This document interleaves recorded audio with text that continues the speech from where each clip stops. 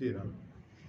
गुरुदेव, आपने रामार्चन को लेके काफ़ी प्रचार प्रसार किया है और आप निरंतर प्रयासरत रहते हैं। इसके बारे में लोग जानना चाहते हैं।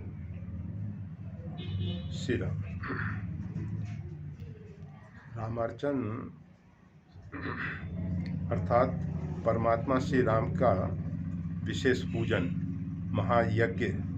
और ये जो महायज्ञ है उस परमात्मा का है। यशांशो जातो ब्रह्मा विष्णु महेश्वर स राम दाशरथी बभू, जिनके अंश से अनेक ब्रह्मा विष्णु महेश जायमान होते हैं, और वो परमात्मा श्री राम।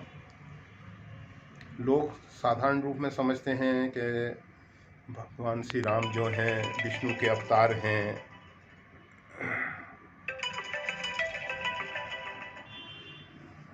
कुछ लोगों की अपनी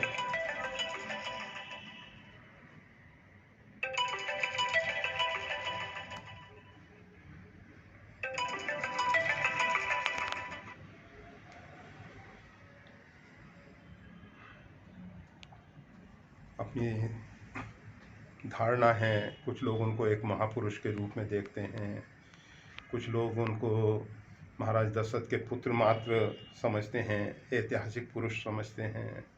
लोगों की अनेक प्रकार की धारणाएं हैं।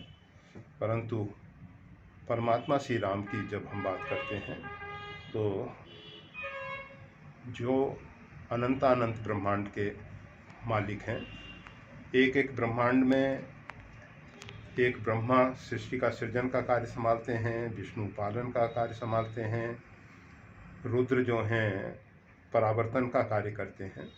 इस प्रकार से सृष्टि में, इस अस्तित्व में अनेक ब्रह्मा विष्णु महेश हैं, और उनके जो सर्वोपरि सत्ता है उसका नाम है श्री राम।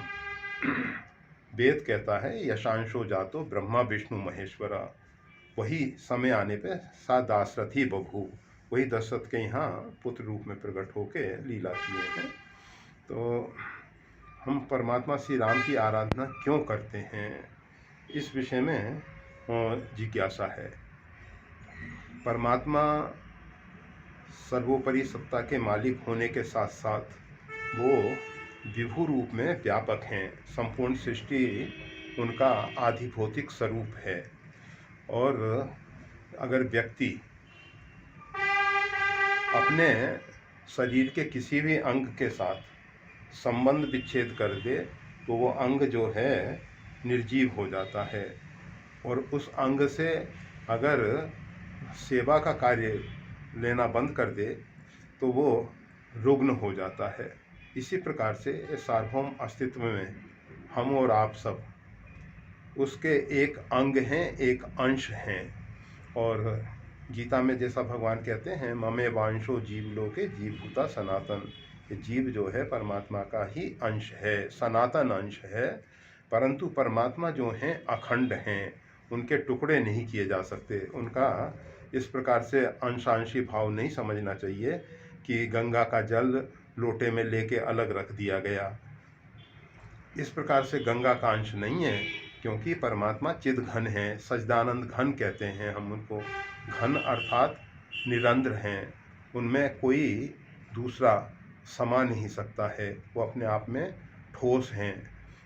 तो ऐसे जो परमात्मा हैं उनके हम सब अंश हैं, और वो परमात्मा सबके हृदय में बैठ के ईश्वरः सर्वभूतानां हृदय देशे तिष्ठति भ्रामय सर्वभूतानि यंत्ररूढ़ानि माया, वो अपनी योग माया के द्वारा आदिशक्ति भगवती जगदम्बा के द्वारा सारी सृष्टि को संचालित कर रहे हैं।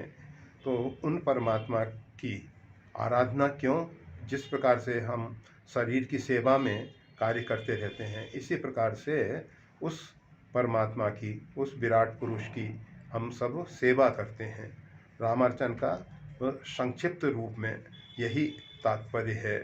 अब इस रामार्चन महापूजा में भिन्न देवताओं को परमात्मा ने जिस कार्य के लिए जिस देवता को नियुक्त कर रखा है, सृष्टि का संचालन जो होता है वो अनेक देवताओं के द्वारा होता है।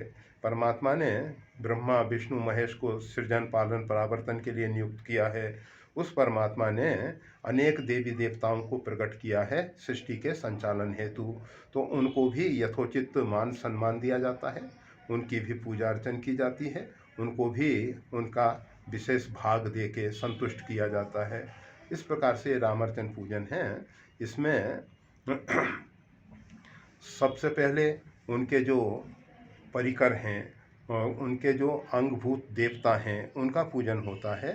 फिर उसके उपरांत परमात्मा के जो अत्यंत नज़दीक रहने वाले देवता हैं उनका पूजन होता है, और सबसे बाद में परमात्मा का पूजन होता है।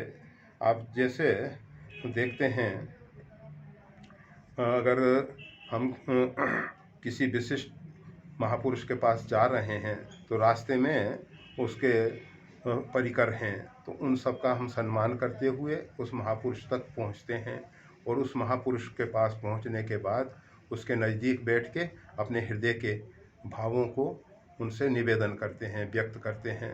तो इसी प्रकार से रामार्चन पूजन में भक्त जो है अपने आराध्य परमात्मा की पूजा करता है और फिर अपने अंतर्भाव जो है निवेदन करता है।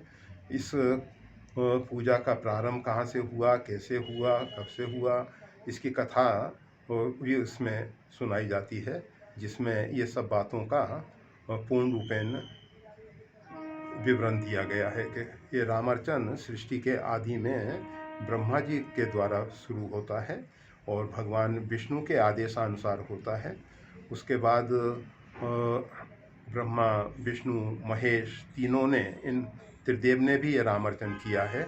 इसके अतिरिक्त अन्य भी देवताओं के द्वारा हुआ है। नारदादि जो ऋषि हैं, भगवान के जो मानसिक पुत्र हैं, उनके द्वारा भी हुआ है रामार्चन। और फिर अनेक लोगों ने अपनी भौतिक कामनाओं की पूर्ति के लिए रामार्चन किया है और उनको भी उससे लाभ मिला है, और आज भी लोग कर रहे हैं और उनको भी उसमें उनकी मनोकामनाओं की पूर्ति के द्वारा लाभ मिल रहा है। जय श्री राम। जय श्री राम।